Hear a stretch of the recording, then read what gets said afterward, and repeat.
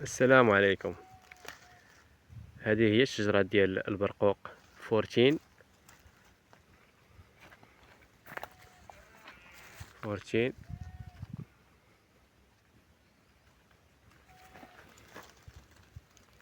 هذا هو اللي ذكرت لكم في الملقح. هذا هو الملقح اللي كيلقح بلاك ديامون.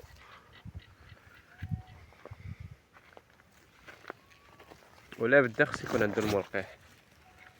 الشجرة ديال البرقوق ضروري خص يكون الملقح، الا ما كانش عندك الملقح ما غاديش يولد لك البرقوق. يعني كيكون تزاوج بين الاصناف. هاد الصنف ديال فورتين كيتلقح مع بلاك ديامون وبلاك امبير.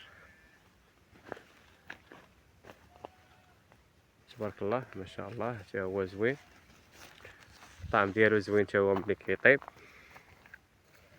الولاده يولد مزيان تبارك الله. الحجم ديالو بركه مقبول،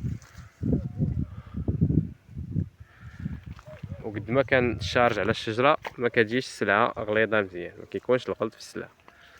الا كانت الشجره قد ما كانت خفيفه كتكون السلعه غليظه مزيان، تيكون التحجيم ديال الثمار مزيان.